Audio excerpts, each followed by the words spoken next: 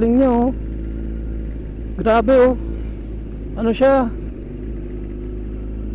Hanga ako dito kasi ano. Hanga ako dito kasi ano siya. Tignan nyo, wala siya isang paa niya lang oh. Pero bilib ako dito kasi oh, ang lakas niya pa rin oh. Shoutout sa'yo idol kung mapapanood mo to no. Bilib ako sa'yo, hanga ako sa'yo. The best ka.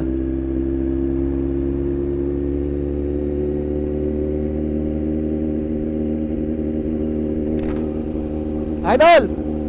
The best.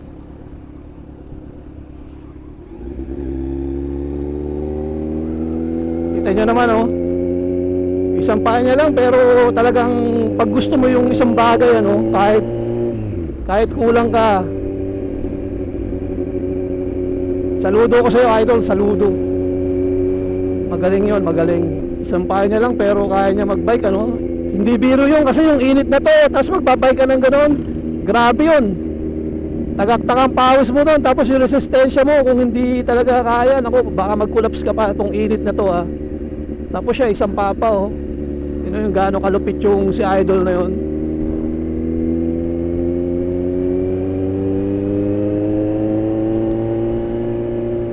So ito mga idol ano, nandito tayo sa Santa Barbara to eh. Meron tayong short ride Sunday ngayon. Eastern Sunday nga pala no. So shoutout sa lahat ng mga idol natin dyan. Happy Eastern Sunday sa inyo. Nandito tayo ngayon sa Santa Barbara. Meron tayong short ride. Tara samahan nyo ako guys.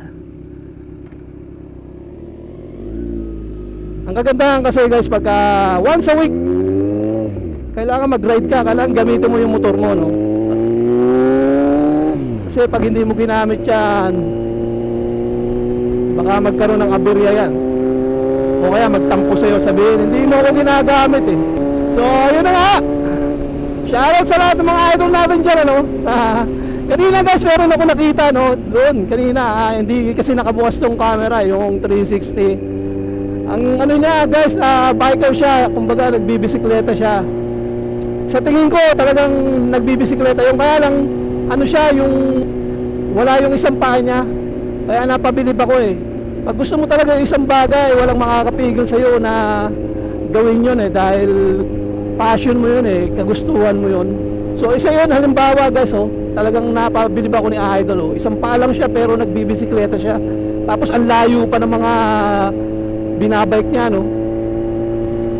Kaya saludo ko kay idol. Salute, big salute. So Sunday short ride tayo mga idol. Dito sa lugar natin. Short ride lang, malapit-lapit lang, hindi tayo maglalayo. Kasi bakit? Ang init ngayon tapos maya-mayang hapon biglang umuulan ano. Kaya pagka lumayo ka, patay-patayan ka. Pagdating ng hapon, basang-basa ka eh. Babad na babad ka sa init tapos pagdating ng hapon, basang-basa ka no?